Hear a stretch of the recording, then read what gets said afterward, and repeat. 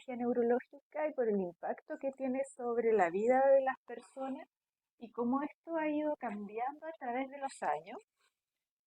Antiguamente, estoy hablando hace 20 años atrás, una persona que sufrió un accidente cerebrovascular eh, estaba condenada a las secuelas según el tipo de accidente vascular que tuviese. Hoy en día existen medidas de rescate para los cuales el equipo de salud, ya sea la salud pública o privada, debe estar preparado para aplicar y poder crear instancias de salvar la circulación en caso que exista una obstrucción y estemos los tiempos suficientes. Eso es parte de la garantía explícita de salud, ¿ya? O sea, es exigible por el paciente algunos procedimientos que antiguamente eran solo de la parte privada de salud. Hoy en día, como se ha estudiado la eficacia, cómo cambia la vida, el pronóstico del paciente, los equipos ya se instauran a través del país. Ese es el recordatorio de por qué venir a clase. De esos recordatorios tienen que acordarse que yo les dejo la presentación, de hecho ya está en la carpeta compartida, pero a veces hay enunciados que yo se los digo para que los discutamos. Así que si no han venido a clase pueden tener una mala interpretación del apunte y la idea también es hablar de casos reales, ajustarlo a la realidad de ustedes, ver cuáles son sus dudas. Entonces vamos a seguir. Entonces, ¿qué es enfermedad cerebrovascular? Es una enfermedad que va a afectar el cerebro, fíjense lo que dice en el 1, el encéfalo. Hoy día se extiende al encéfalo y la médula, porque también pueden haber infartos en la médula. Estos pueden afectar la parte circulatoria de forma focal o difusa, transitoria o permanente, y esto, la causa es una alteración de la circulación, ¿ya? Por ahí nos cuadra bastante bien con cosas que nosotros ya sabemos un poco o intuimos, de que uno puede tener un problema circulatorio del cerebro o la médula cuando se tapa un vaso, ¿ya? Que es lo que llamamos trombosis.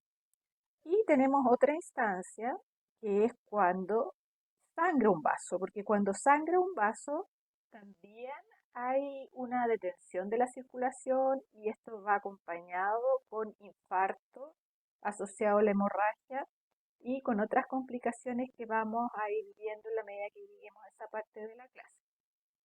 Entonces tenemos los accidentes cerebrovasculares isquémicos y hemorrágicos y existen otros tipos que es el hemodinámico, que este por lo general no lo tienen tan incorporado. Por ejemplo, un paciente que tiene un paro cardiorrespiratorio prolongado que ha demorado en ser rescatado, va a caer parte de la circulación, pero no relacionado solo a un vaso, ¿ya? O sea, vamos en la parte que se unen distintas arterias, en que hay menos vasos sanguíneos. Cuando yo tengo una caída brusca por un shock, un paro cardioventilatorio, puedo tener infartos de varias áreas y de varias zonas terminales de vaso, ya no limitado a un solo vaso o a un solo territorio. Y eso se llaman infartos hemodinámicos. Y por el otro lado, el número 1 nos hace saber de que dentro de los accidentes vasculares también cualquier alteración de la circulación transitoria está dentro de lo que uno llama accidente cerebrovascular. Por lo tanto, el famoso TIA o accidente cerebrovascular transitorio como sigla, también es un stroke. Y si ustedes van a las guías GES, las guías GES incluyen como garantía el accidente cerebrovascular transitorio, ¿ya? Todavía queda muchos a veces esta idea de que si fue transitorio no es accidente cerebrovascular, pero está dentro de las enfermedades cerebrovasculares igual y requiere un estudio que también tiene que ser del mismo nivel que un accidente cerebrovascular, ¿ya? También antiguamente uno enviaba a los pacientes a la casa, se decía que esto era una advertencia, que hacer los exámenes ambulatorios, y hoy ya se ha visto que después de un día la posibilidad de tener un accidente cerebrovascular, ya con una oclusión definitiva de un vaso, es alta. Por lo tanto, el paciente se estudia y se maneja como hubiese sufrido un accidente cerebrovascular. Si vemos los grupos principales que conocemos, las proporciones son claras. Los accidentes cerebrovascular isquémicos están entre el 70 u 80%, y los hemorrágicos tienen el otro 20 a 30%. Si vamos a la etiología de los isquémicos, aproximadamente, pero pueden ir cambiando según la literatura, el 60-70% es aterotrombótico. Aterotrombótico significa que se tapa un vaso por una placa, ¿ya? Tenemos una oclusión local del vaso por una placa del vaso en cuestión.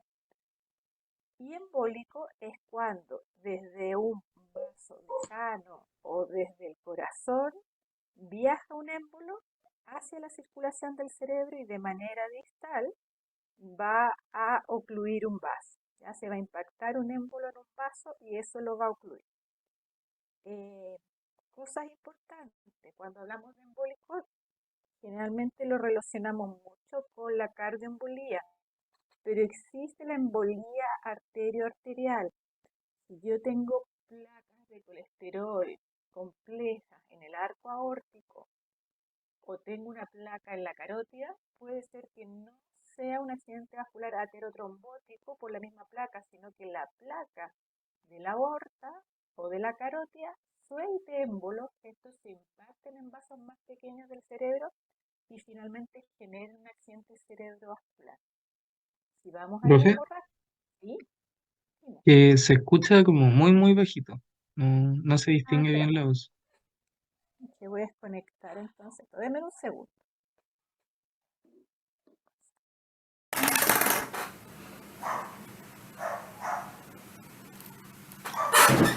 Ahí, ¿cómo se escucha? Mucho ¿Se mejor. escucha mucho mejor? Ah, ya, que era el micrófono. Ya. Entonces, si vamos a los accidentes cerebrovasculares hemorrágicos, dentro del cráneo existen varios tipos de hemorragia. Y dentro de lo que uno llama cerebro están los subaracnoideos, que está bajo el aracnoide, antes del tejido del parénquima cerebral, y está los intracerebrales, los hematomas o el sangrado que está dentro del parénquima.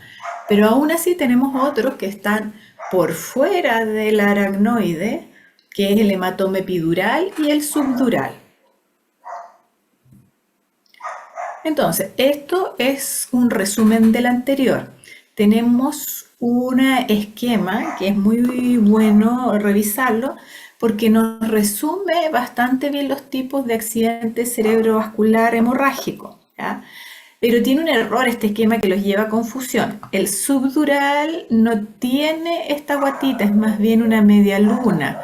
El epidural es el que se ve como una guatita, ¿ya?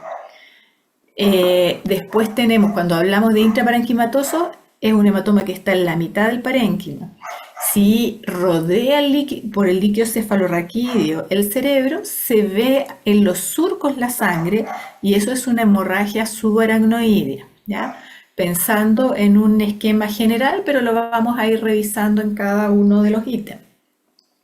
Los infartos hemodinámicos, que es eso medio desconocido que les mencioné recién, pero que por definición, si ustedes se fijan, son parte de la definición de accidente cerebrovascular, ocurre no cuando hay una enfermedad de un solo vaso, que es lo que estamos acostumbrados, sino que cuando no llega sangre en general al cerebro.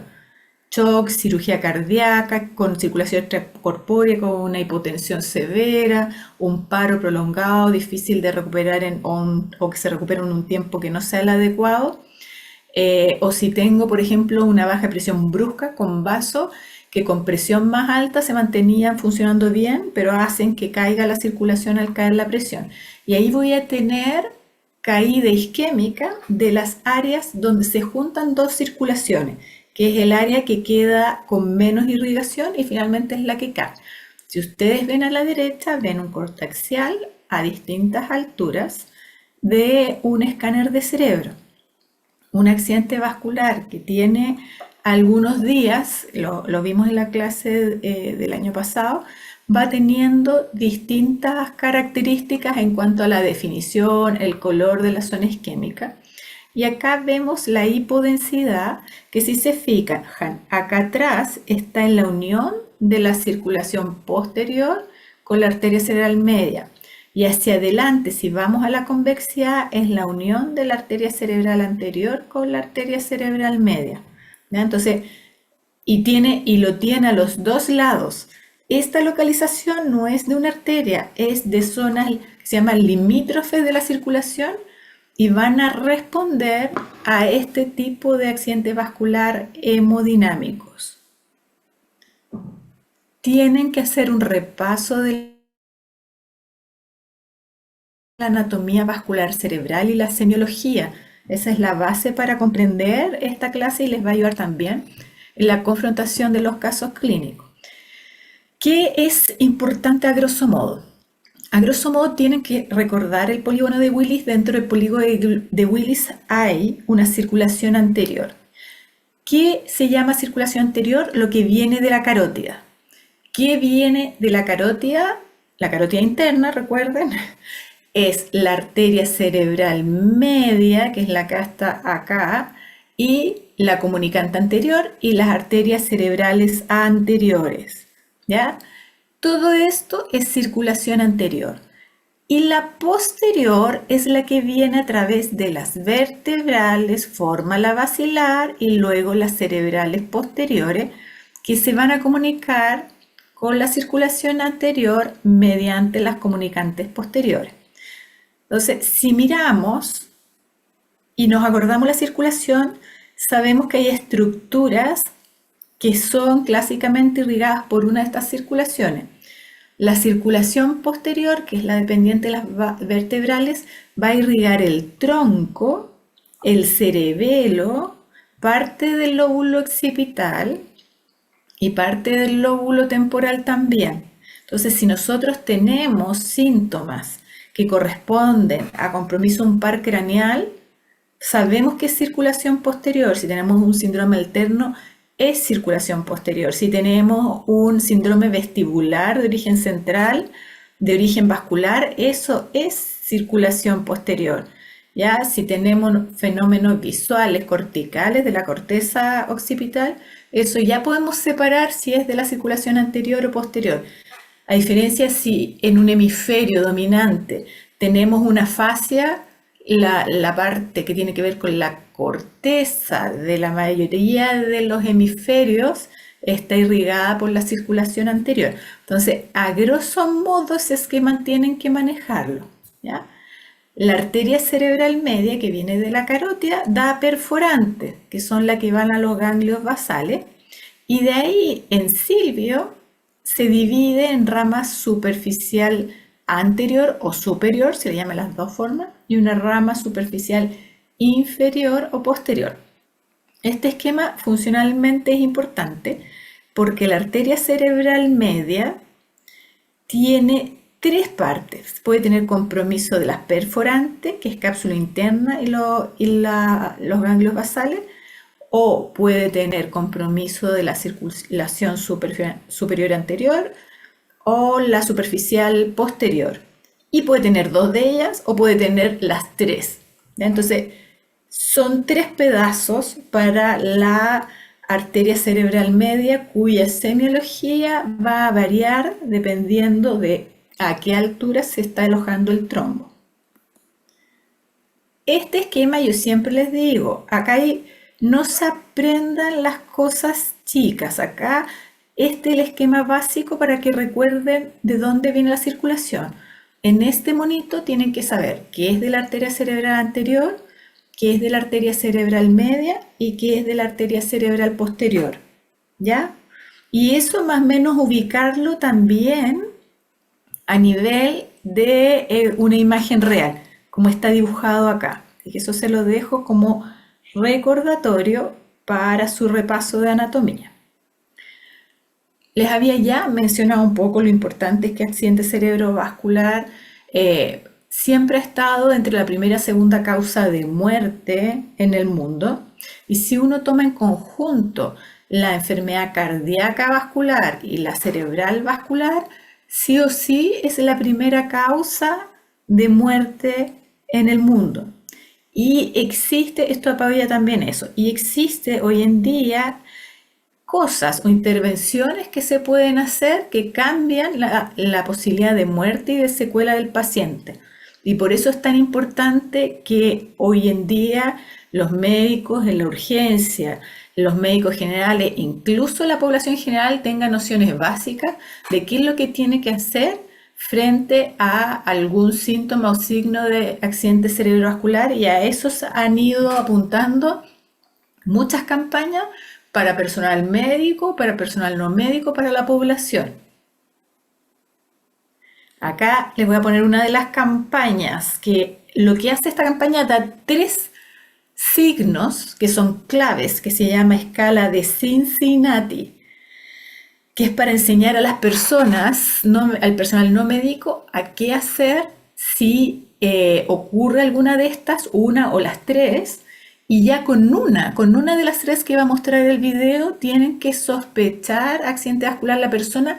Y vean el mensaje que deja. El mensaje que deja el video es: no consulte mañana, es diríjase inmediatamente al servicio de urgencia.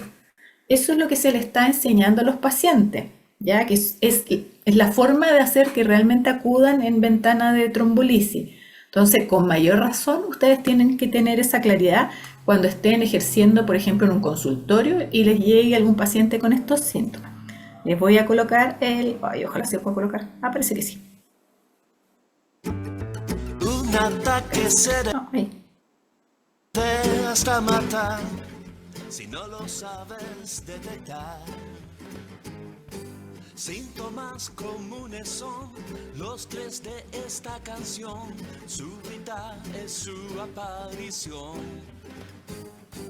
La pichanga se acabó cuando Pedro, en vez de un gol, gritó cosas que ni él entendió.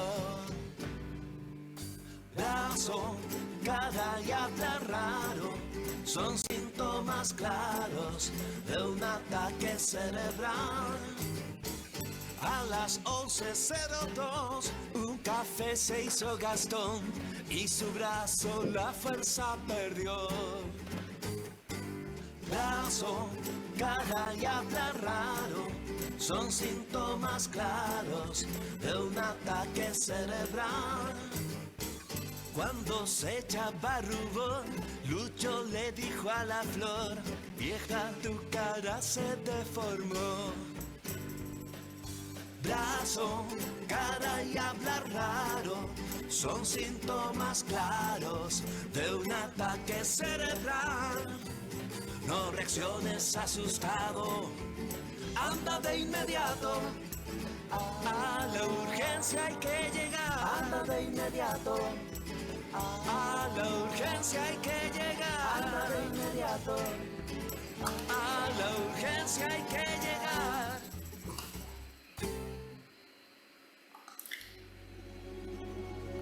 Esa es una de las campañas que ya hace años se están creando y van cambiando para que ese punto quede súper claro. ¿Eso lo pudieron escuchar el video? Sí, profe. Ya. Sí, profe. Les voy a mostrar ahora 2 videos, porque van a entender un poquito mejor, de cómo funciona porque existe la opción, o sea, uno puede tener un equipo humano para poder trombolizar a un paciente cuando llega en ventana terapéutica, que es el neurólogo, tener el escáner, la unidad, la UCI, etc. Pero hoy en día se han ido acortando los tiempos en inicio de trombolisis en la medida que lugares que de repente no cuentan con todo, por ejemplo, con el neurólogo, guiados a través de telemedicina, mientras traslada al paciente pueda iniciar trombolisis y no perder la ventana terapéutica. Entonces, acá les voy a mostrar, creo que es el Barros Luco, cómo está funcionando con hospitales que les derivan pacientes, y lo mismo, por ejemplo, Punta Arena con Puerto Natales y los hospitales del alrededor. No es raro, el escáner hoy en día es un recurso bastante frecuente que lo tengan los hospitales. Sin embargo, no todos tienen UCI y no todos tienen un neurólogo. Entonces ahí es donde hace una coordinación con un centro de referencia, pero más que trasladar, por ejemplo, Puerto Natales a Punta Arenas son 3 horas. Si yo espero que el paciente llegue para que lo vea el neurólogo, se me fue la ventana. Entonces también ellos han hecho un sistema de telestroke o tele-ACV en que coordinan la evaluación, el escáner del hospital inicial, y si cumple características, el neurólogo lo va a ir orientando para que partan la trombolisis mientras el paciente va en la ambulancia. Pongan atención al video.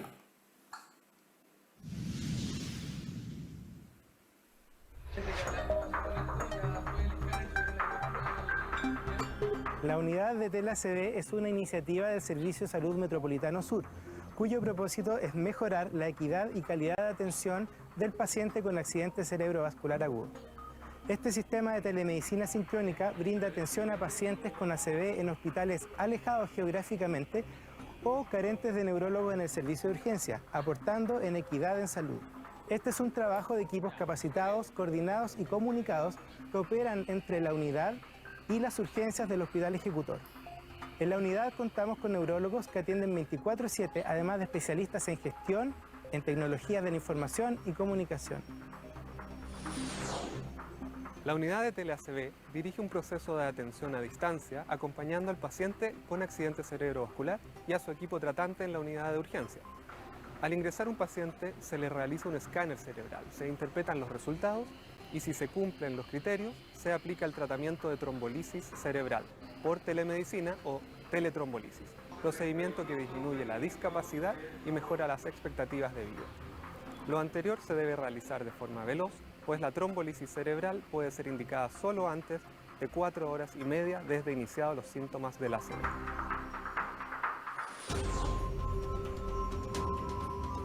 Este proyecto comenzó como una experiencia piloto en el Hospital El Pino en San Bernardo, lo que fue igual a un aumento de las consultas de atención por neurólogo vascular y posibilidad de trombolisis a pacientes con accidente cerebrovascular agudo.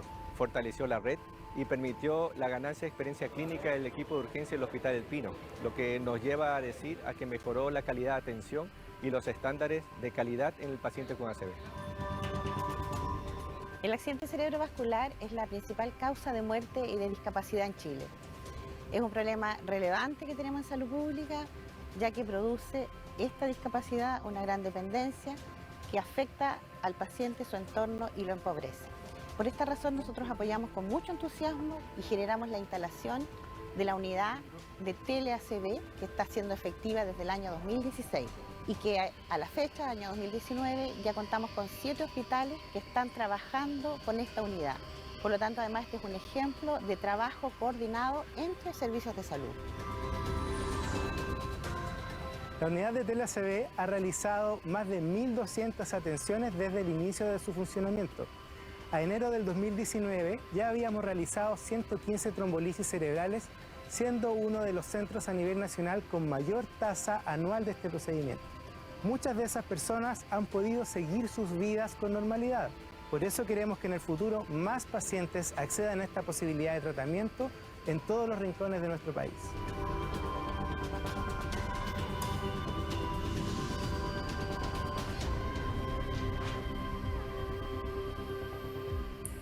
Fíjense que el video es del 2019, o sea, por lo menos tienen que duplicar las cifras que ellos han dado que tenían hasta ese minuto.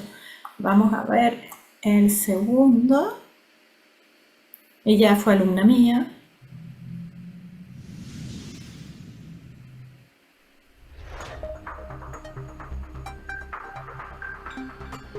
Se estima que 2 millones de neuronas pueden morir cada minuto desde que comienza una ACV. Es por esto que es vital actuar rápidamente ante esta enfermedad.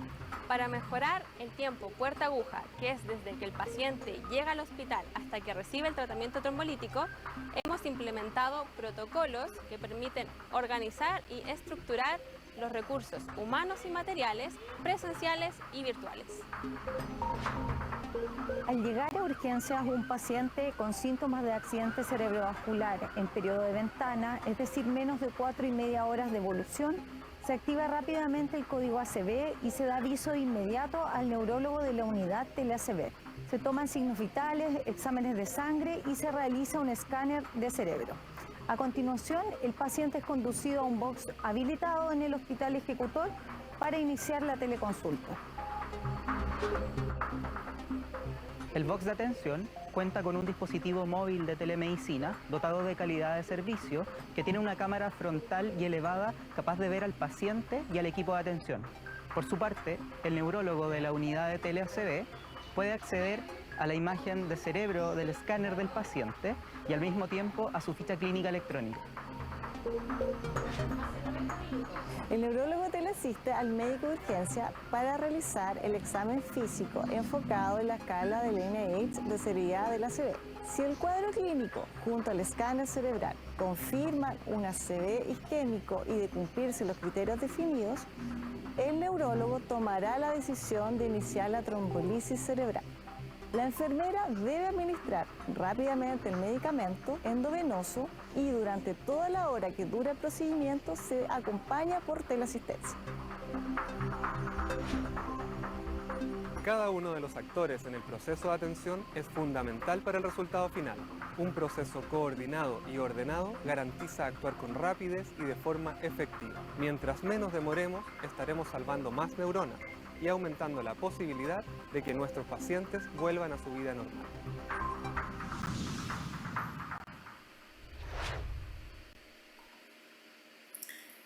Entonces eso los tiene que motivar. Hoy en día ya paciente con ACV no se deja en la camilla y queda ahí como que no se puede nada, no hay nada que hacer. Tiene la misma importancia que el manejo del infarto o el miocardio, con lo que han trabajado en lo que es la urgencia de la revascularización los cardiólogos. Factores predisponentes de ACV isquémico están los modificables, siempre el principal, que también lo es para el hemorrágico, sí, es la hipertensión, fumar, la diabetes, los problemas de colesterol, la obesidad, las cardiopatías y la fibrilación auricular, ¿ya? De esta lista, si se fijan, hay muchos que es responsabilidad de la atención primaria o el médico de cabecera motivar y educar al paciente la importancia de mantener buen control. Pero cuando nos vamos a un grupo distinto en que ocurre un accidente cerebrovascular, van a cambiar un poco los factores de riesgo. También existe accidente cerebrovascular en pacientes jóvenes. Y se habla de pacientes jóvenes en accidente cerebrovascular en personas menores de 55 años. En algunas partes de la literatura dice 50, pero la mayoría coincide que bajo 55 años hay que pensar en otros factores de riesgo además de los clásicos. Y ahí tenemos el fenómeno de disección arterial, que es esta separación de la capa que conforman la arteria, que puede ocluir el vaso o generar émbolos por flujo turbulento. Y esto se ve, por ejemplo, en movimientos bruscos del cuello, puede verse el latigazo típico del impacto cuando hay un choque, pero también se dan espontáneos en personas que tienen alguna enfermedad mesénquima.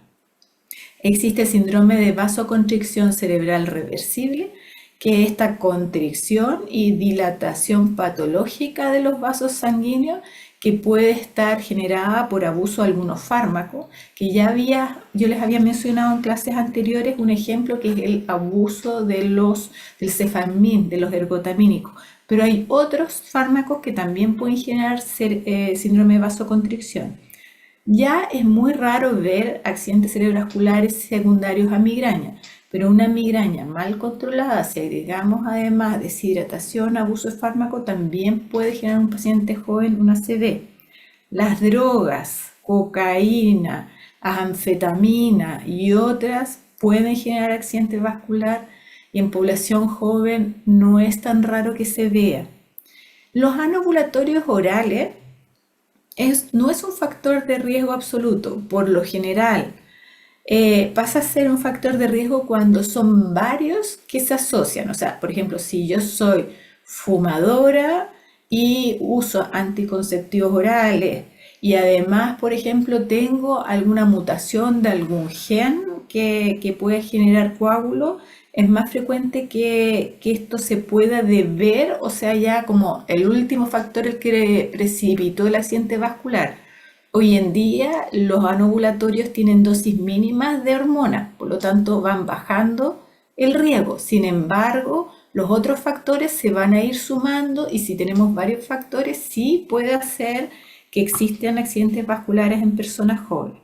Cualquier cosa en realidad que aumente la coagulación de la sangre. Por ejemplo, los síndromes paraneoplásicos, los cánceres, aumentan la posibilidad de hacer trombos y esto genera ACV.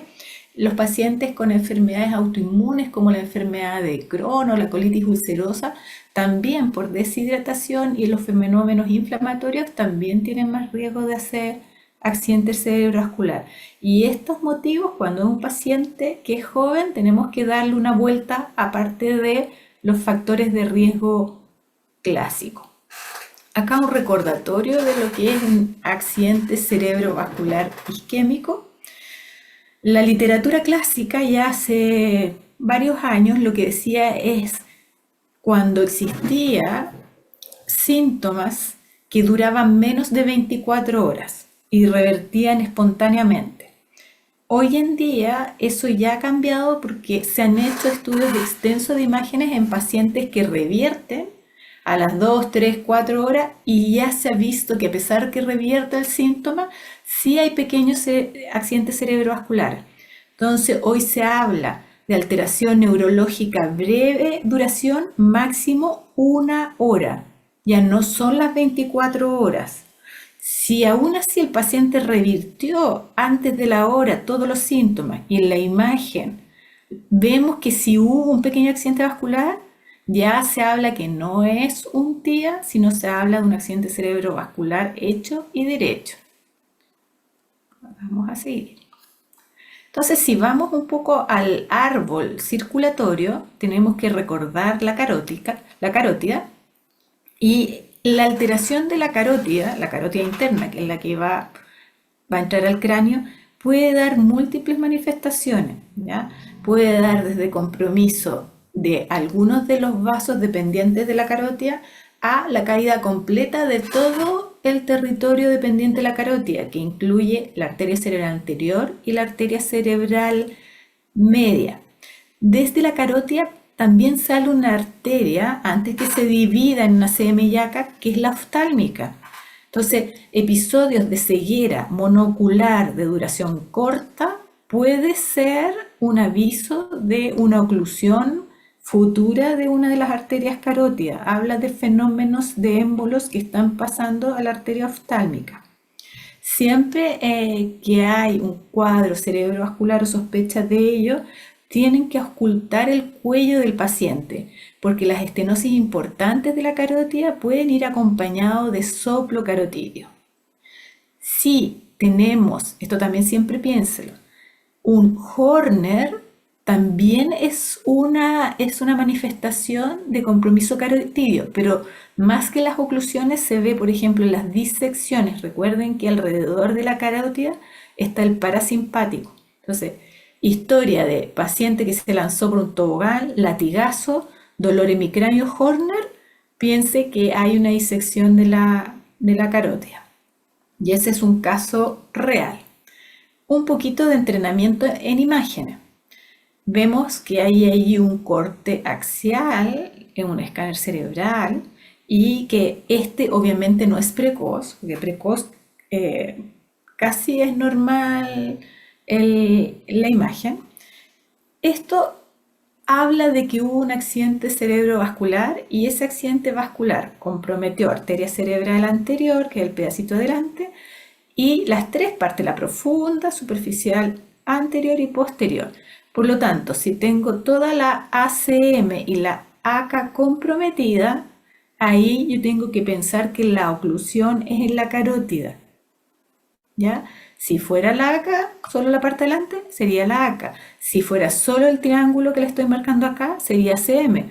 Y podría ser una mancha negra acá de las perforantes o una sola acá adelante, la parte superficial, anterior o posterior. ¿Ya? Pero acá tenemos el territorio ACA y ACM completo y estos compromisos de la carótida. Acá viene dibujadito la arteria cerebral media. ¿Ya? Si ven ahí tenemos una hipodensidad que respeta el territorio de la arteria cerebral anterior. Sin embargo, va a comprometer completo el territorio profundo de la arteria cerebral media, superficial anterior, superficial posterior. Si tenemos esta imagen, sabemos que fue la arteria cerebral media la que tuvo la oclusión. Y esto tiene una semiología acorde, ¿ya? Eso lo van a repasar un poquito de la parte de semiología.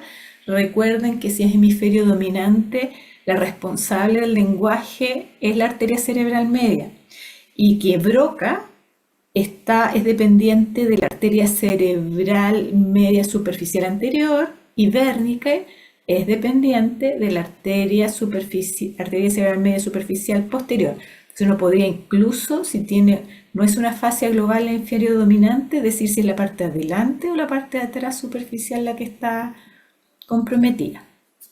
Acá les estoy mostrando, esto no es un escáner, esto es una resonancia que existe una secuela que se llama difusión, que va a medir la capacidad de moverse de las moléculas de agua en el tejido.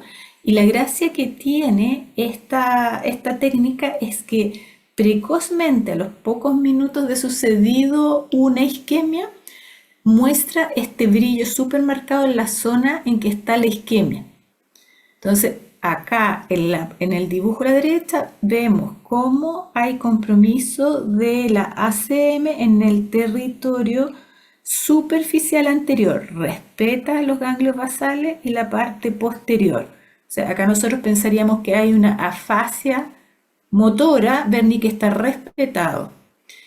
¿Por qué no hacemos esto en vez de escáner en la urgencia? Porque la resonancia requiere que un paciente no se mueva y toma 40 minutos. Y cuando nosotros vamos a decidir trombolizar, no podemos gastarnos 40 minutos de una imagen porque se nos va la ventana. O sea, ya con un escáner que descarte hemorragia, para que lo tengan claro, descartando hemorragia y con clínica compatible, el paciente se tromboliza. No se espera una resonancia, lo vamos a ir repasando dentro del protocolo.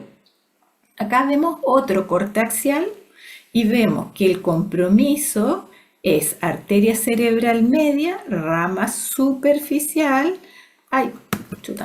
pero la parte posterior está dibujadita acá, la parte posterior, que esta es la que tiene que ver con Wernicke. Por eso, siendo el hemisferio dominante, semiológicamente también podemos ver la coherencia en relación a la imagen o tener por lo menos la sospecha. Las ramas profundas, les mostré acá, son las que van a ir a los ganglios basales y sobre todo a la cápsula interna. No tocan la corteza, ¿ya? Por lo tanto, no afectan las funciones, si es solo eso lo que está afectado, no afectan las funciones cerebrales superiores, pero sí pueden tener un compromiso motor marcado porque por la cápsula interna pasan todas las vías motoras que vienen desde la corteza motora. Pequeños recordatorios desde la semiología más o menos gruesos. Ese monito que está ahí, ¿cuál están esas alternativas? Representa un accidente cerebrovascular isquémico. ¿De qué territorio?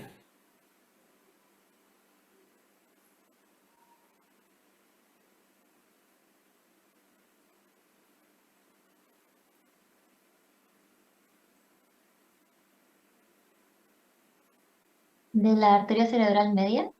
Perfecto. No está la parte de la cerebral anterior, por lo tanto no es la carótida. Si fuera todo, sería la carótida. Y vemos que es la arteria cerebral media, tanto la parte profunda, superficial anterior y posterior. Muy bien. Acá hay una hipodensidad que está comprometiendo un territorio vascular. ¿Qué territorio vascular es ese?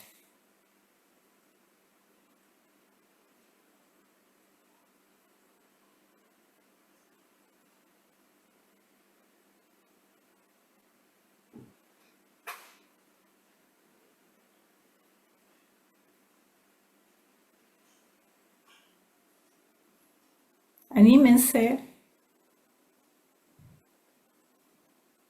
La rama inferior de la cerebral media. Superficial inferior.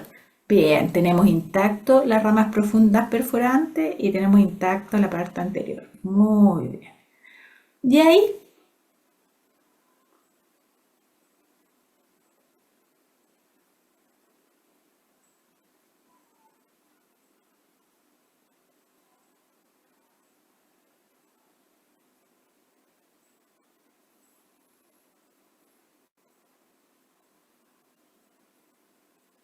sabemos que no es la carótida porque tenemos respetado la arteria cerebral anterior. Sabemos que esto es parte de la ACM, pero no está completa la ACM. Hay dos territorios de la ACM que están afectados.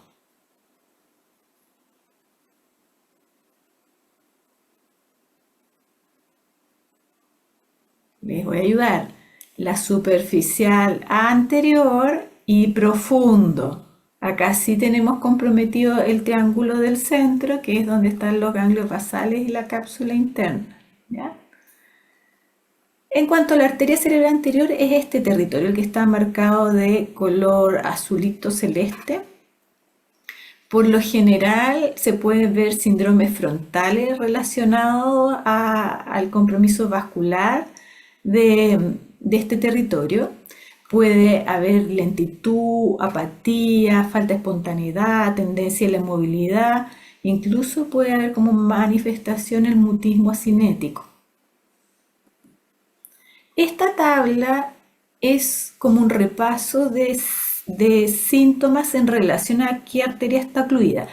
Esta no se la tienen que aprender, me interesa que sepan las cosas que son más gruesas, que son las áreas que yo les mostré. La oftálmica sabemos que sale en la carótida antes que se divide y puede dar ceguera cuando hay problemas carotídeos. Las coroideas fuera, Hefner fuera, la ACA, Delia, Abulia, el tema del mutismo. ACM, segmento M1, M2, está hablando profundo, superficial, y habla si es rama superior e inferior, que eso ustedes ya lo vieron, no dominante superior e inferior, que eso lo tienen que poder deducir desde lo que saben ustedes de anatomía. ¿Ya? Arteria cerebral posterior, se juntan las vertebrales, generan la basilar y de ahí salen las cerebrales posteriores. Por lo tanto, cualquier síntoma que venga de tronco, cerebelo, occipital y cierta parte temporal va a ser responsabilidad de esta circulación. Y como siempre, yo les dejo un cuadro resumen que les facilita el estudio. Esto integra todo lo que hablamos hasta ahora. Les muestra el vaso, los vasos, les dice qué vaso es, les muestra el monito del área que estaría comprometida y les dice qué clínica van a tener, un recordatorio de los síndromes. Acá abajo les va a separar, según la parte del tronco que está comprometida, en distintos síndromes. Que es importante en el tronco, a esta altura ya más con enfoque clínico, es que cuando tienen un par craneal, tienen que saber qué es de tronco y qué es circulación posterior, ¿ya? O sea, eso es un síndrome alterno. En todas las variantes que les están mostrando ahí, le están hablando de compromiso de un par craneal. ¿Y qué par craneal implica qué altura va a ser la isquemia? ¿Ya? Porque ustedes recuerdan en qué orden salen los pares craneales. Así que eso es un resumen de ayuda de lo que hemos hablado hasta ahora. ¿Cómo se clasifican los accidentes cerebrovasculares isquémicos? Hay dos clasificaciones que son útiles. El TOAS, que los dividen en aterotrombótico de arterias mayores, cardioembolías, oclusión de vaso pequeño. La oclusión de vaso pequeño es lo que se llama lacunar, que es por la lipohialinosis, el desgaste de los vasos perforantes. Están los que no se puede determinar la etiología los que no se pueden determinar la etiología, y eso es cuando hay más de una causa, cuando en la evaluación no tengo hallazgo o cuando no tengo los medios para hacer la evaluación completa. Y los de otra etiología sí determinada, están las enfermedades colágenas, infecciones, neoplasia, enfermedades mieloproliferativas, problemas metabólicos de la coagulación, las disecciones arteriales, problemas que tienen que ver con el colágeno, como las displasias fibromusculares, algunos aneurismas que pueden hacer fenómenos isquémicos por compresión y otros. ¿Ya? Esta nos ayuda a clasificar. Y vean que acá en la enfermedad aterosclerótica incluye las embolías y las trombosis, o sea, la oclusión del vaso por algo que viene de lejos o por la misma placa que está en el lugar. Acá la fisiopatología del ateroma. Cuando un ateroma puede tener riesgo de ocluir un vaso, lo que se ha visto es que cuando una placa compromete más del 50% del flujo de la arteria, eso ya tiene más riesgo de generar una oclusión del vaso, ¿ya? Si es más de 70%, eso va a requerir un manejo ya endovascular o quirúrgico. Las placas sobre 50%, menos de 70%, que no son sintomáticas, la indicación es manejo médico, que suele ser aspirina y estatina. ¿Ya? Entonces, no todas las placas son de riesgo, va a depender si hay o no hay síntomas, el compromiso del flujo sanguíneo. Las cardioembolías, este dibujito me gusta porque muestra la fuente a nivel del corazón, pero también recuerda que hay placas a nivel de la aorta, así que también pueden haber embolías distales a la circulación del cerebro que vengan de placas desde la aorta. Y una de las características es cuando son de este tipo de embolía, que son pequeños infartos que aparecen en distintas zonas anatómicas de vasos y también pueden ser bilaterales. Si yo tengo la difusión que está al lado derecho, veo que tengo compromiso de arteria cerebral media, la parte anterior y la unión con la ACA, arteria cerebral anterior, la arteria cerebral media, posterior a un lado y al otro lado. Eso sí o sí viene del corazón, ¿ya? Porque incluso tiene de circulación posterior y anterior, derecha, izquierda. Eso viene del corazón. Se han clasificado los infartos cerebrales cardioembólicos según el TOAS con patologías cardíacas de riesgo alto y de riesgo moderado para hacer ACV. Estas han ido cambiando con el tiempo algunas. Y lo que hace, ¿y para qué sirve esta clasificación? Porque cuando hay riesgo alto, en cuanto a nuestro hallazgo, que puede ser la causa del accidente cerebrovascular, eso generalmente va a ir a anticoagulación. Cuando es riesgo moderado, generalmente manejo con aspirina, estatina, incluso se puede hacer doble antiagregación, pero no anticoagulación. ¿Ya? Esa es la diferencia entre riesgo alto y moderado. Y sí puede ir cambiando con el tiempo. En alguna época la fibrilación auricular se consideraba que si era sola, sin otro factor de riesgo, no se anticoagulaba y estaba en la lista de moderado.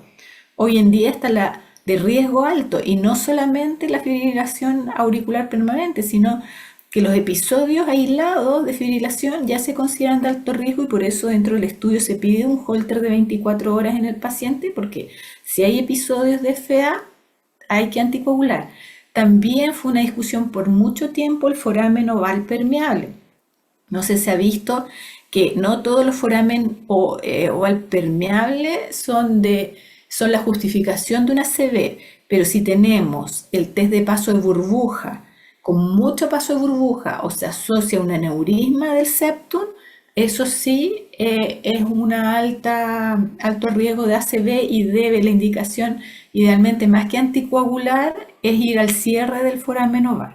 ¿Ya? Entonces, esto no se lo aprendan de memoria, creo que no vale la pena, pero saber que hay de alto, moderado riesgo, el manejo va a depender y que va a ir cambiando dependiendo de la evidencia que va apareciendo. Vamos a repasar el concepto de lacunar. Lacunar es isquémico, no es una hemorragia. ¿Ya? No es una hemorragia en forma de laguna, que es lo que una vez me dijo una interna. No. es una isquemia que mide menos de 1,5 centímetros y que está en las zonas del cerebro donde hay estos vasos pequeños o perforantes, ¿ya? Porque lo que origina esto es que se cierra un vaso por un daño crónico, que es lo que se llama la lipohialinosis, que se ve en hipertensos, en diabéticos, que no han tenido un control estricto, que no es por una placa de ateroma en sí, pero sí se ocluye un vasito fino que es por el colapso de la pared. Y esos vasitos finos no están en la corteza cerebral, por lo tanto el lagunar no da síntomas corticales, no da alteración de las funciones cerebrales superiores. Eso es importante como base. Siempre es profundo, es pequeño, y a pesar de que cumple este criterio de estar en una zona de perforante, como lo muestra en la imagen con el signo de la flecha a la derecha, el estudio se hace completo igual. Porque se ha visto que a pesar de que el lagunar perforante, lipohialinosis, eso es la mayoría de los casos, pero hay 30% de los lagunares que pueden ser pequeñas microembolías. Entonces, a pesar de que la imagen sea típica, igual se hace el electrocardiograma, el ecocardiograma, el Doppler carotidio vertebral. Se completa igual. Acá es un resumen de los síndromes lagunares, ¿ya? Existen 1, 2, 3, 4, 5 y habla de la topografía. Y fíjense ahí que la topografía va a variar desde la cápsula interna, ganglios basales, hasta la protuberancia. También puede estar afectando las vías cerebelosas, que son donde hay justo circulación posterior. Y esas son las únicas áreas que pueden estar afectadas. No hay afasia, no hay agnosia, no hay apraxia, porque las perforantes no están en la corteza y es una forma importante de diferenciarlo en la historia, ¿ya? Y en el cuadrito resumen también les muestra la clínica que es compatible dependiendo de la topografía donde se encuentra el compromiso lagunar de la circulación.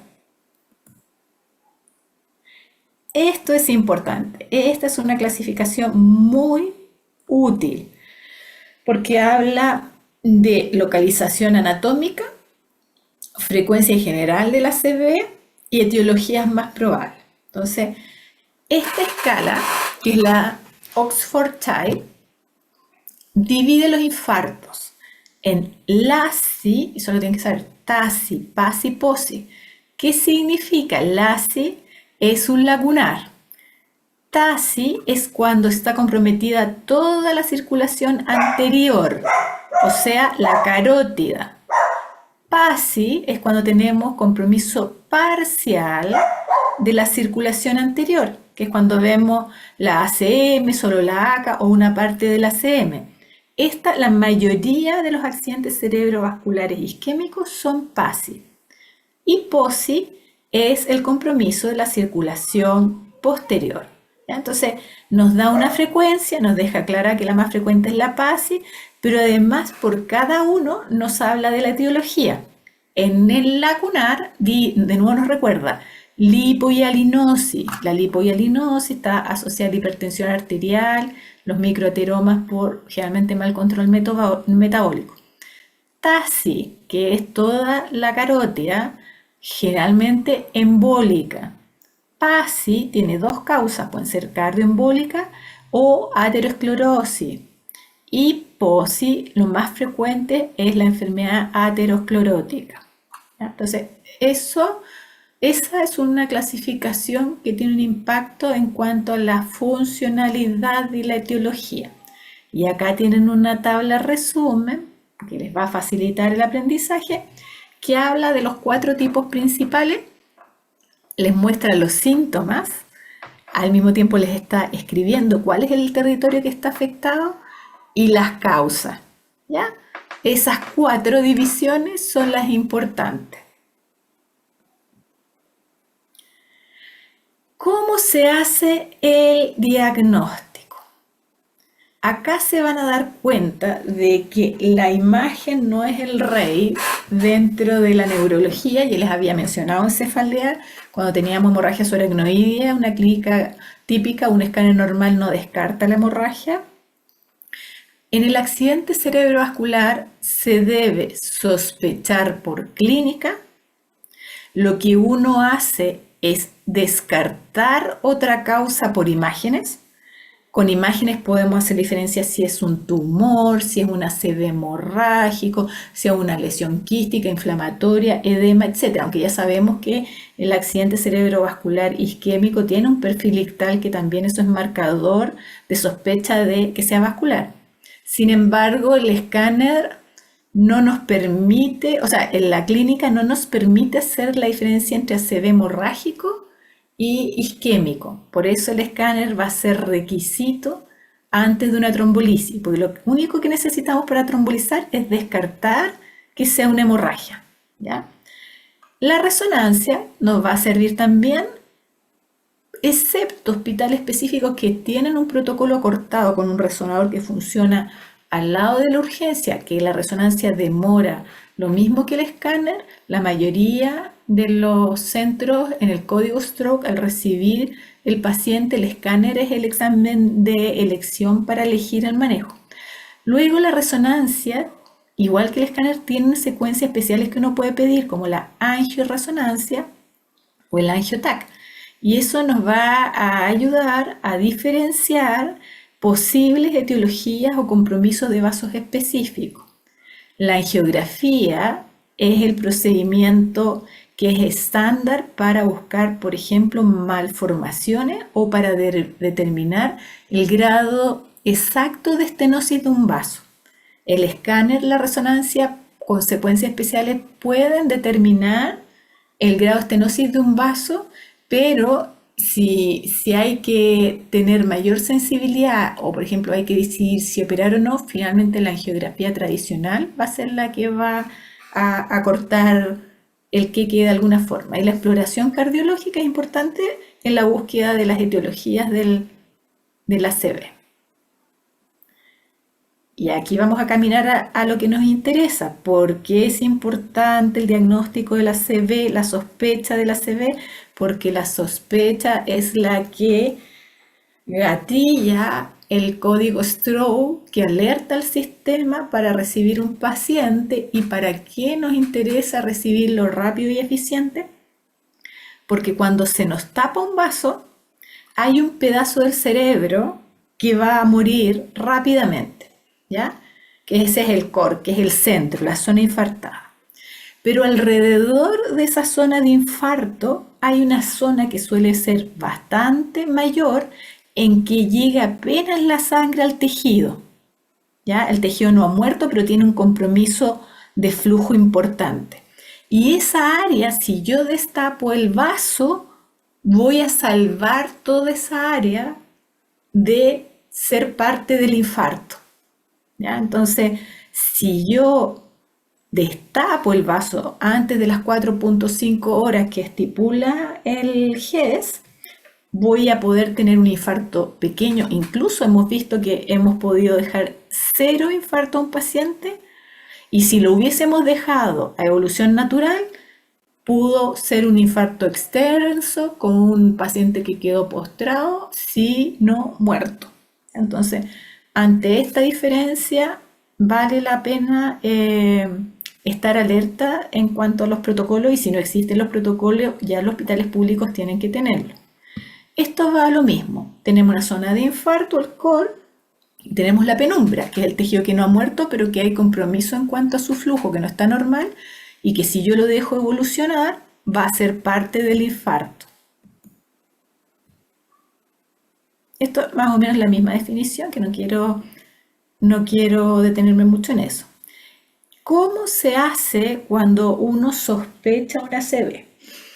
Cuando hay sospecha de un ACV en el servicio de urgencia, se activa un protocolo que hace que el paciente, en los protocolos incluso hablan del rescate en domicilio. Entonces, un paciente, cuando un telefonista recibe un código stroke, síntomas, que puede ser la escala Cincinnati, Porque si no tenemos alguien del personal de salud, va a ser lo único que vamos a tener. El NIH lo puede ver ya después desde el auxiliar hasta el enfermero, aparte del médico, pero si no tenemos ninguno de esos recursos, si alguien nos dice, un paciente dice, mi mamá estaba bien y de repente empezó a hablar raro, no podía mover la mano, se le puso la cara chueca, desde ese minuto se alerta a la ambulancia, se alerta a la enfermera, se alerta al neurólogo de turno, se despeja el box de reanimación, el paciente va entrando por la puerta y al momento que va entrando por la puerta, la enfermera le está tomando las muestras de sangre, se corrobora de que esté hemodinámicamente estable, la ABC siempre va.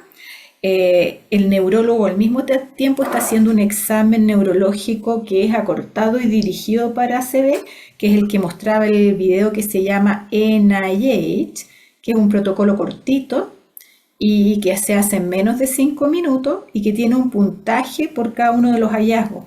Incluso existen guías para tomar el examen como aplicaciones para el teléfono, que uno le va pidiendo al paciente que haga una u otra cosa y según los resultados uno va aplicando el puntaje y en el mismo tiempo, esto es súper rápido, se está despejando la sala de escáner, que ya debería estar despejada y se está llevando el paciente al escáner, ¿ya?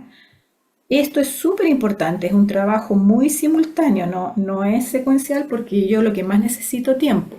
Si tengo el escáner listo, el paciente va a pasar directo al escáner y completaré todo el resto a la medida que el paciente salga para corroborar que son 4.5 horas para tomarle el NIH. Ya tengo el escáner y escáner sin hemorragia con una clínica de ACV es trombolisis. Recuerden que de manera precoz, que es lo que estamos buscando, que es trombolizar precoz, el escáner es normal. Entonces, más que nada, el escáner inicial es para descartar hemorragias, tumores u otras causas. Y dentro de la normalidad del escáner, a veces se pueden ver cambios muy sutiles en la diferenciación de la corteza o se puede ver un vaso un poco más denso. Pero aparte de eso, no es mucho más lo que vamos a ver. Por lo tanto, el hecho que el escáner esté normal no significa que no trombolicemos. No, ojalá esté normal porque estamos más precoces para empezar la trombolisis. Acá les voy a mostrar, ella lo está haciendo bien lento porque está en un ambiente docente, ¿ya? Pero esto se hace en la mitad del tiempo que lo hace ella. Este es el NIH. ¿Cómo está? ¿Qué le pasó? Derecha, pierna derecha. Ok. ¿Cuántos años tiene? 65. Muy bien. ¿Sabe en qué mes estamos? Septiembre. Ok. Necesito que haga algunas cosas, ¿ok? Abra la boca. Eso. Ciérrala. Cierra los ojos. Ábralos. Muy bien. Ahora, sin que mueva su cabeza, va a seguir mi dedo con sus ojos, ¿ok? No vaya a mover la cabeza, ¿ok? Siga aquí mi dedo. Muy bien. Siga mi dedo. Muy bien. Siga mi dedo. Eso es. Siga mi dedo. Muy bien. Me voy a poner de frente a usted y necesito que me diga qué mano estoy moviendo, ¿ok? Usted va a mirar hacia el frente, va a mirar mi cara, ¿ok? Va a mirar mi cara y necesito que me diga en este momento qué mano estoy moviendo. La izquierda. ¿Ok? ¿Qué mano estoy moviendo? La derecha. ¿Ok? ¿Ahí? Las dos. Muy bien. Vamos a hacerlo de nuevo, ¿ok? Necesito que me diga qué mano estoy moviendo. La izquierda. ¿Ok? La derecha. ¿Ok? Las dos. Muy bien. Muy bien. Ahora necesito que cierre los ojos fuerte. Fuerte, fuerte. Muy bien. Muy bien. Ciérrelos. Eso es. Ábralos. Ok. Sonríe. Muéstrame los dientes. Eso es. Muy bien. Ahora le voy a pedir que trate de poner los brazos al frente y con las palmas hacia arriba y va a tratar de mantener ahí sus dos brazos durante 10 segundos, ¿ok? Vamos a ver si lo puede lograr. 1, 2, 4, 5, 6, 7, 8, 9, 10. Muy bien. ¿El derecho no lo puede mantener arriba? Ok. Vamos a tratar de hacer lo mismo ahora con las piernas. Necesito que eleve sus piernas y necesito que mantenga elevadas las dos piernas durante 10 segundos. Vamos a ver si puede, ¿ok? Muy bien. 1, 2, 3, 4, 5, 6, 7, 8, 9, 10. Muy bien, puede bajarla. ¿La derecha no puede mantenerla arriba? No. Muy bien. Ahora, con su dedo de la mano izquierda, necesito que se toque la punta de la nariz y después toque la punta de mi dedo. ¿Ok? Eso, regrese a su nariz varias veces, lo más rápido que pueda. Eso es, muy bien. Ok, paramos. Ahora va a tratar de hacerlo con la mano derecha. Muy bien. Ok, intente tocar su nariz. Ok, ¿puede hacerlo de nuevo? Inténtelo de nuevo. Ok, muy bien. Puede bajar la mano. Ahora necesito que con su talón del pie izquierdo lleve su piernita a través de... primero va a elevarla, perdón, va a elevar su pierna y ahora va a tratar de bajar por toda la pierna hasta acá. ¿Ok? Va a tratar de hacerlo sola. Levante la pierna, dirija el talón a su rodilla derecha, eso. Bájela, eso, muy bien. Otra vez, eso es, muy bien.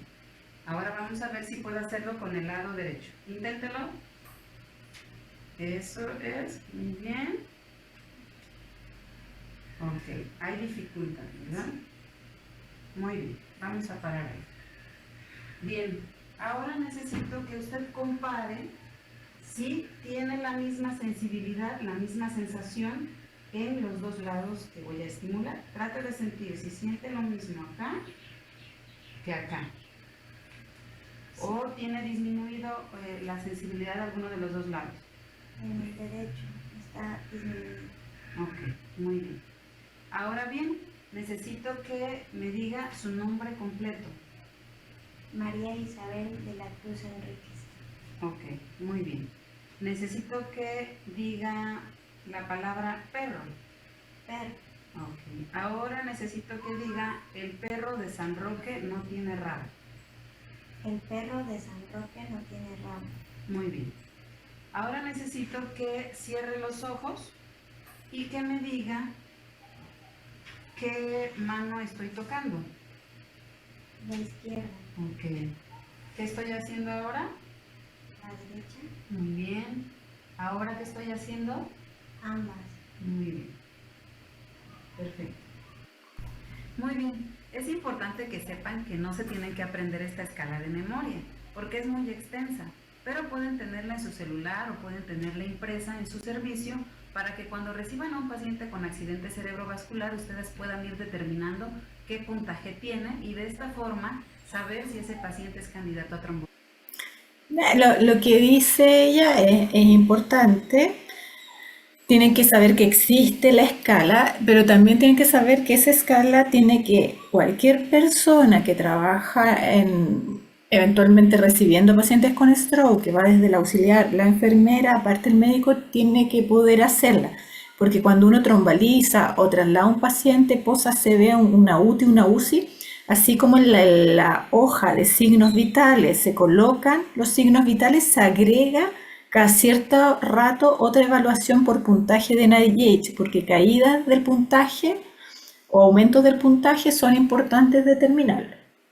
Entonces, recordatorio de lo que le dije al escáner, en antes de 12 horas, el 30% es normal y estamos hablando de 12 horas. Si estamos hablando de 4.5 horas, es mucho más el porcentaje que es normal, y lo que uno puede ver como signo precoz es lo que muestra la flecha a la derecha, que hay borramiento en el dibujo de lo que separa la sustancia blanca de la sustancia gris. Si miran el lado derecho del paciente acá, que es el lado izquierdo de la imagen, ven que a este lado se ve la sustancia gris, que se ve blanquita, y acá más negrito la sustancia blanca. Si lo comparamos con el otro lado, se pierde esa diferenciación entre una y otra. Y eso es uno de los signos precoces de compromiso isquémico vascular en el escáner.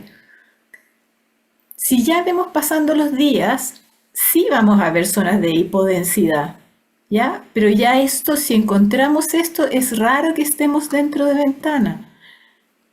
Esto tan marcado también 4 a 7 días, eso no lo vamos a ver en el periodo de ventana. Y esto menos, porque esto ya, cuando está la hipodensidad, el color del líquido cefalorraquídeo, esto ya lleva semanas, incluso meses, ya está en una etapa crónica. Entonces vamos a buscar los signos precoces. Una forma de estandarizarlos es una escala que se llama ASP, que ve en estas distintas áreas, M1, M2, M3, cápsula interna, caudado, lenticular e ínsula, si hay diferenciación entre sustancia blanca y sustancia gris, ¿ya? También es precoz la visión del borramiento de la cápsula interna, esa también es diferenciación entre sustancia gris y sustancia blanca. Entonces, esa diferenciación más la posibilidad, quiero volver atrás, en un segundo, de ver una arteria hiperdensa, que acá no tengo cómo verla, pero yo les voy a decir dónde se ve, no se ve acá más abajo. No, ninguno de estos cortes nos servía. Pero justo cuando está el nacimiento de la arteria cerebral media, en ese corte, si yo veo un cordón blanco, un cordón blanco, ese es el trombo in situ, dentro del vaso. Eso también es un signo precoz, aparte de la pérdida de diferenciación de sustancia gris y sustancia blanca.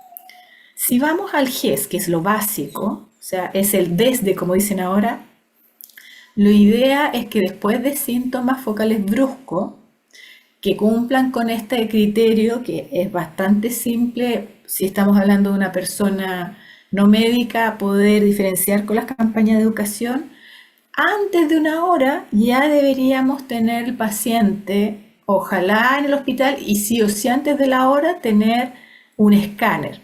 Si el escáner es normal y son menos de 4.5 horas del inicio, paciente trombolisis endovenosa. Hoy existe la opción de un paciente que lleva entre 4.5 a 6 horas de hacer recanalización endovascular. ¿Eso qué significa? Que si en mi hospital yo tengo la suerte de tener un equipo de vascular intervencionista, que es un pabellón con un neurólogo intervencionista, un radiólogo intervencionista, uno puede a través de la femoral, cateterizando la femoral, subir una guía hasta el vaso que está tapado y colocar directamente el trombolítico, y eso me da la opción de aumentar la ventana hasta las 6 horas. Si ya es más de ese tiempo, vamos a las medidas de neuroprotección inespecífica que vamos a revisar. Otra recomendación es que no se apuren con la aspirina. Lo ideal, aunque no es contraindicación, es no darle inmediatamente ante una sospecha CV aspirina al paciente, porque puede ser hemorrágico. Y aunque sea isquémico, si va a ir a trombolisis, puede aumentar el riesgo de sangrado, aunque no la contraindica. Y por otro lado, los estudios nos hablan de que el inicio hasta las 48, incluso hasta las 72 horas de la aspirina, tiene el mismo efecto que si la hubiésemos usado inmediatamente, a diferencia de lo cardiológico que ellos parten inmediatamente con la aspirina, ¿ya? Y bueno, el paciente luego se va a hospitalizar, idealmente tiene que estar monitorizado, una unidad ojalá exclusiva de manejo ACV, pero si no en un intermedio monitorizado. Ahí es donde se tiene que hacer el estudio etiológico, iniciar la rehabilitación y actuar dependiendo de cuál es la etiología del accidente vascular del paciente. Las indicaciones básicas en cualquier paciente con ACV tiene que tener la vía, o sea, desde que entró tiene la vía. Suero fisiológico, generalmente lo dejamos a 80 cc hora porque hay que evitar la hipotensión y va a ser un paciente que además no vamos a alimentar hasta que esté evaluada la deglución y estemos seguros de que no va a ir a trombolisis o exámenes que requieran ayuno. tiene que estar monitorizado, hemoglucotest, electrocardiograma hecho. Tiene que tener los exámenes de coagulación, la glicemia y tiene que tener su escáner hecho. Nunca se debe bajar la presión en un paciente. La presión se baja solo si está 220/110 sobre la sistólica 220 y la diastólica 110, porque subir la presión es el mecanismo natural del cerebro para proteger las áreas que están cayendo por bajo flujo, ¿ya?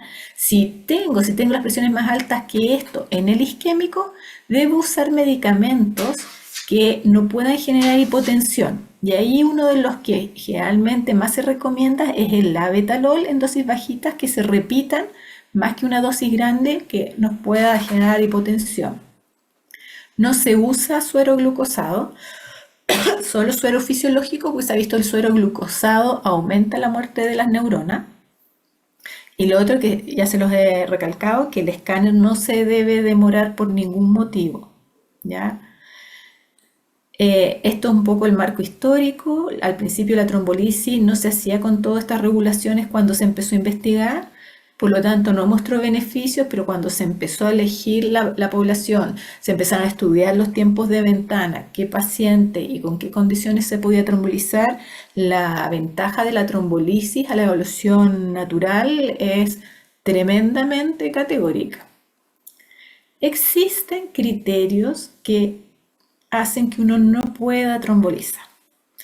Estos criterios van cambiando año a año y va a depender mucho del expertise del equipo tratante. Mi recomendación es cuando tengan un paciente en ventana de trombolisis con un escáner que no muestre hemorragia, aunque en el listado que tengan aparezca una contraindicación, preséntenlo al neurólogo, porque muchas de las contraindicaciones son relativas y depende de lo que tenga el hospital para el manejo del paciente. Lo de 4.5 horas sigue siendo un clásico. Ahí no los quiero confundir, pero está llegando tecnología que puede medir directamente el área penumbra. Entonces, a veces uno en las clínicas que tienen este programa, que se llama Rapid, como hay penumbra importante, puede ampliar los pasos, pero vamos a quedarnos con la estructura básica. Esto es importante. Se supone que se debe trombolizar cuando hay más de 4 puntos en el NIH y menos de 23. Pero acá hay una excepción. Si es hemianopsia o si es trastorno del lenguaje, que ambas dan menos de 4 puntos, como estas dos funciones son tan importantes para la vida diaria, esas dos cosas sí se trombolizan, ¿ya? Aunque tengamos menos de 5 puntos. Si es hemianopsia o si es afasia, se tromboliza. Mayor de 18 años eso no ha cambiado. Tener un escáner es requisito. No se tromboliza paciente por escáner. La clínica no es suficientemente sensible para diferenciar isquemia de hemorragia. Eso no hay nadie que lo pueda cambiar. Y dentro de los criterios de exclusión está el saber el inicio de la ACV. Si es una ACV del despertar, por ejemplo, un abuelito que se acostó bien y en la mañana estaba con el compromiso neurológico, se asume que la hora de inicio de la ACV fue la última vez que se vio bien al paciente, ¿ya? Ese es el criterio, no cuando se despertó, la última vez que se vio bien al paciente. Si ha tenido otro accidente vascular grande en los últimos 3 meses, es cuestionable. Si ha tenido un traumatismo craneal, va a depender de qué tan severo fue. Si ha tenido cirugía del sistema nervioso, sí, eso podría ser una contraindicación más absoluta, pero lo van a tener que conversar con el equipo de neurología y neurocirugía. Y un infarto en los últimos 21 días,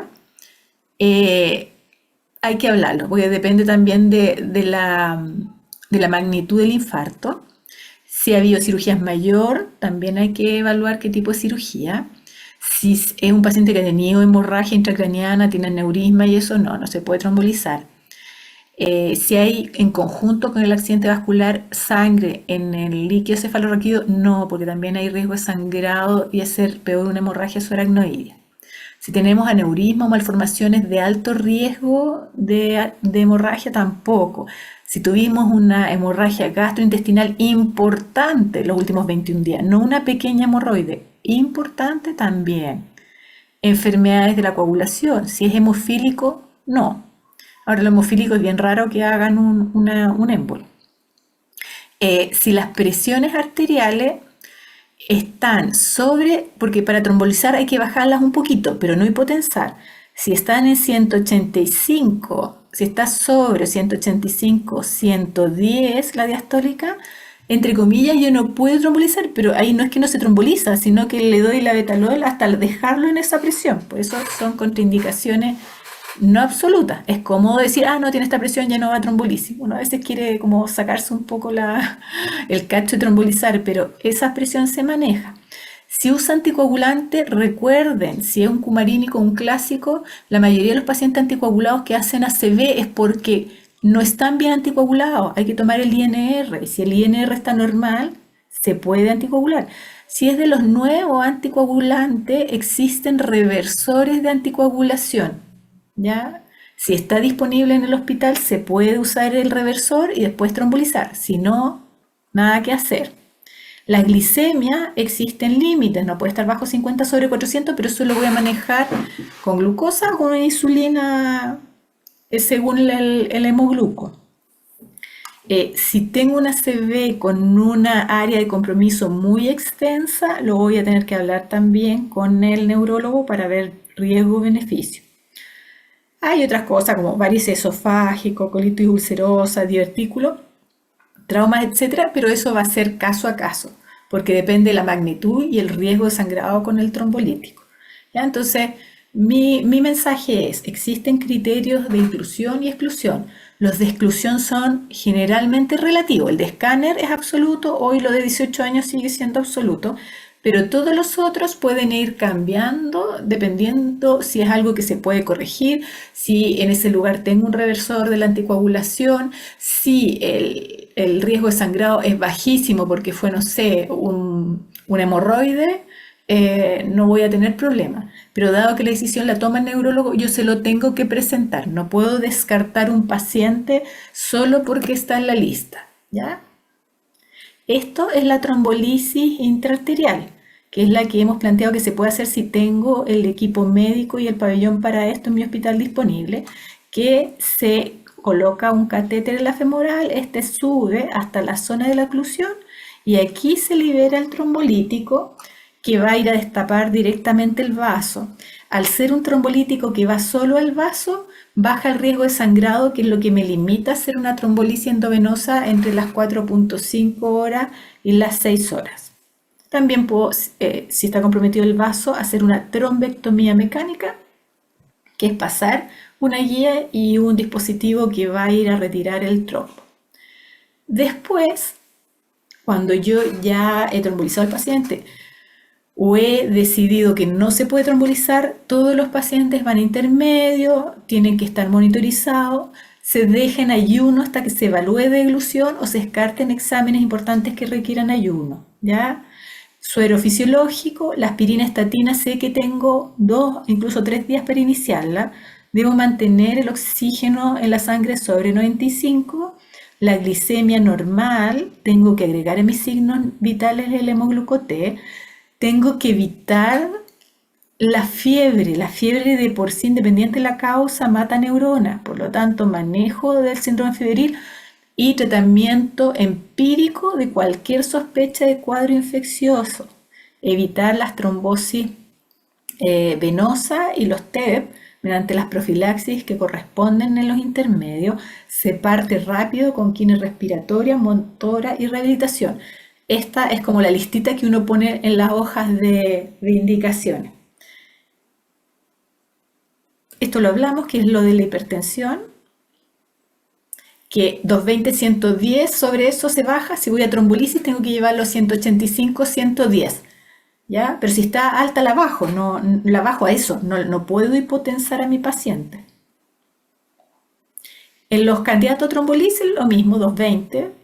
Si la voy bajando, ideal la Betalol. Puedo usar también captopril y cardipino, pero cuidando siempre de la hipotensión. En caso que baje mucho la presión, manejar con fluidoterapia para mantener una buena presión.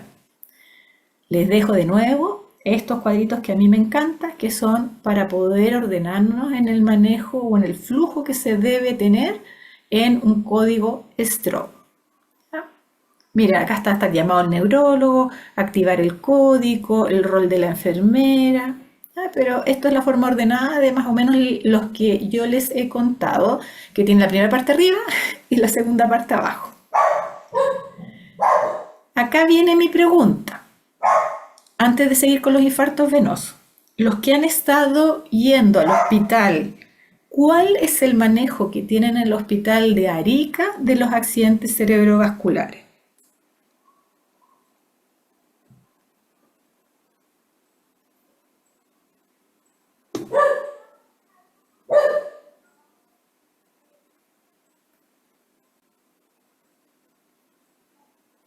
Alguno ha estado en urgencia, ha estado dentro del hospital.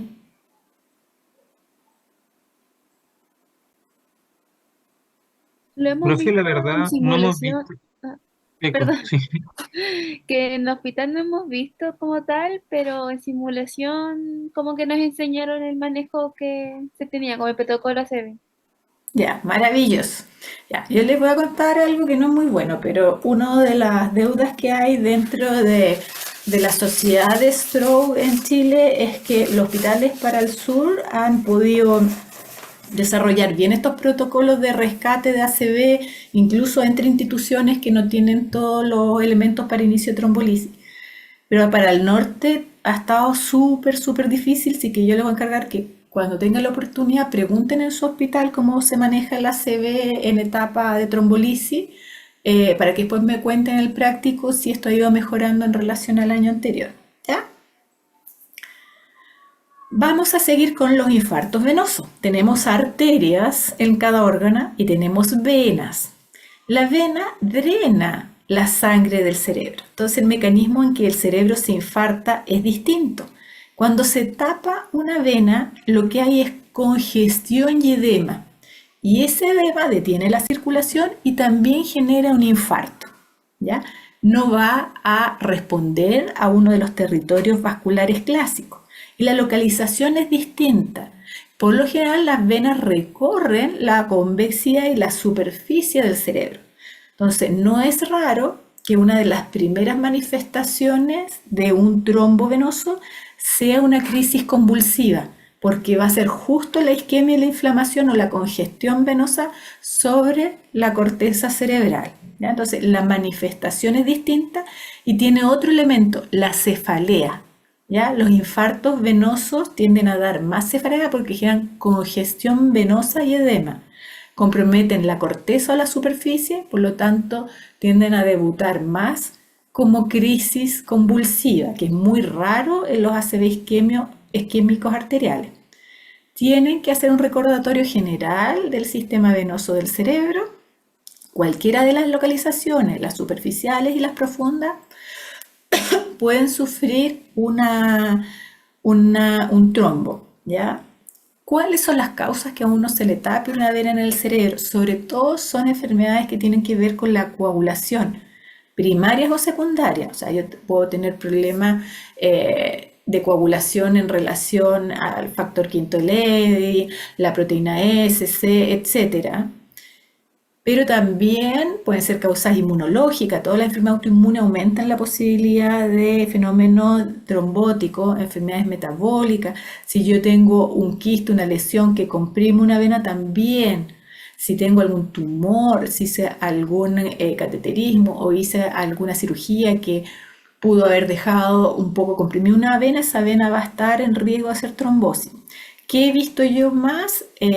Personas que no tenían antecedentes de enfermedad de coagulación genética y que hacen el fenómeno trombótico, debutan con un fenómeno trombótico cerebral, dentro de los cuales se tiene que hacer el estudio completo de trombofilias y aparece ahí uno o más de un factor y puede estar asociado a algo externo. Algunos casos también sin tener factor de trombofilia, una estadounidense que fue al Machu Picchu no sé cómo hizo, pero tomó agua, que todo el mundo sabe que no hay que tomar agua ya. Estuvo con una diarrea horrible, llegó a Santiago deshidratada, con un dolor de cabeza espantoso, náuseas, vómitos, y tenía una trombosis cerebral así bastante importante, y eso fue por el cuadro infeccioso más la deshidratación. También cualquier cosa que inflame las venas, si yo tengo una infección de la cara, los párpados, una sinusitis, si tengo un TEC abierto, una meningitis, un absceso, incluso una endocarditis, puede generar que tenga un trombo en una de las venas. Otros casos que he visto es enfermedad inflamatoria intestinal, porque es una enfermedad inflamatoria, la inflamación aumenta el fenómeno de generar trombo, pero además la deshidratación que genera un cuadro no controlado. También yo he visto pacientes jóvenes con trombosis venosa cerebral. Recuerden que semiológicamente es más frecuente ver crisis convulsivas y cefalea, ¿ya? Síntomas irritativos asociados a uno de los deficitarios o hipertensión endocraniana, ¿ya? Hipertensión porque hay edema de la zona, por lo tanto puede aumentar la presión dentro del cerebro, pero lo más común es cefalea y signos comiciales o de epilepsia. Cefaleas muy marcadas que no coinciden con cefaleas previas del paciente, va a tener todas las banderas rojas había y por haber. Y una de las formas de hacer el diagnóstico, bueno, es la sospecha, y uno puede ver ya desde el escáner sin contraste algunos signos. Acá vamos viendo abajo en la flecha el signo del delta vacío, donde se ve la sangre alrededor del coágulo y al centro vemos el coágulo. Tiene una sensibilidad buena el TAC con contraste, y la resonancia, en caso que no se vea, porque si son uno de los senos no típicos, si son los senos que drenan más la profundidad, ahí la resonancia nos va a dar el diagnóstico. Otras cosas que podemos ver es, por ejemplo, el seno cavernoso, dolor ocular, congestión de la conjuntiva, un ojo más afuera, alteración de la agudeza visual. En la vena galeno podemos tener necrosis hemorrágica del diencéfalo y coma, puede ser gravísimo. Yo por lo menos, gracias a Dios, no me ha tocado verlo. Y puede dar tromboflebitis, ¿ya? Que es lo que describimos más arriba, más fiebre y meningitis. Y esto llevar por vecindad también a generar abscesos, signos meningios. Acá ya hablamos vemos otro delta vacío abajo, escáner, pero ojo, 30% puede ser normal. Y ahí tenemos y podemos completar con el estudio de resonancia, con angioresonancia. Y generalmente con eso se hace el diagnóstico. Nunca yo he visto que sea necesario hacer angiografía. Ya en caso de ser necesario, la resonancia nos va a mostrar el trombo. Ahí tenemos los hallazgos en la resonancia. Se ve el signo de la flecha con la irregularidad del flujo sanguíneo en el seno sagital. Pronóstico, si no se trata y diagnostica, es grave. 30-50% se muere. Hoy día 5 a 30, depende de la severidad y del manejo.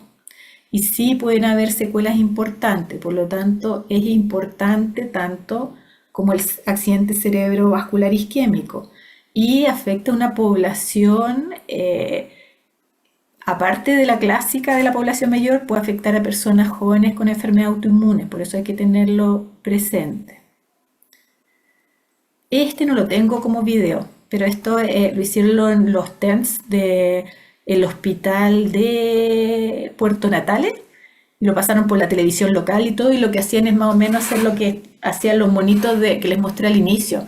Hacían esto de si una persona está haciendo algo de manera brusca, no puede mover el brazo, habla raro, se pone choca la cara, llama al servicio de urgencia. Esto lo hicieron y les salió estupendo, lo grabaron ellos, nada de audiovisual, unidad de marketing, grabado por ellos y difundidos a la población, lo que muestra un poquito esto de que la gestión humana es súper importante, de repente incluso más que los recursos. Esto ya lo habíamos visto. Estas son distintas campañas, la escala Cincinnati. Para que no se confundan, Cincinnati es para la población general. Ya el personal médico debe referirse y debe clasificar según NIH para coordinar los traslados y el manejo del paciente. También, de nuevo, Cincinnati, una de las campañas para educación que se hizo en Natale. Y esta fue la primera vez que lo hicieron en el 2018, que se hizo el traslado del paciente.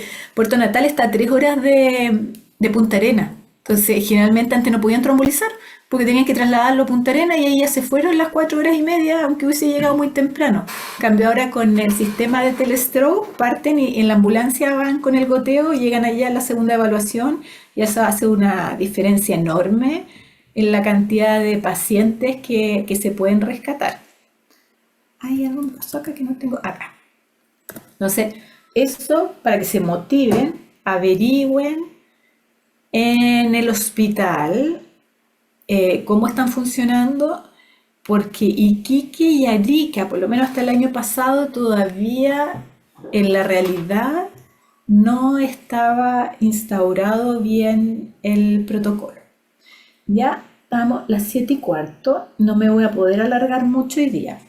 Entonces lo que vamos a hacer con esta colita, que es la enfermedad cerebrovascular, es que les voy a grabar una cápsula y se las voy a enviar para que vean este pedacito que nos queda. ¿Están de acuerdo?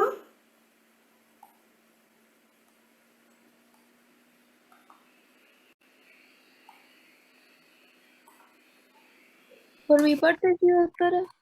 ¿Cómo? No alcancé a escuchar. Que por mi parte yo no tenía problemas. ¿Que por qué cosa? No tengo problemas. Que bueno, ¿De qué cosa? de la cápsula. Como que Ah, ya, como le pregunté si había problema. Ya, porque de que tenía programada una actividad ahora si no me hubiese podido alargar, pero sé que también viernes en la noche es como pesado.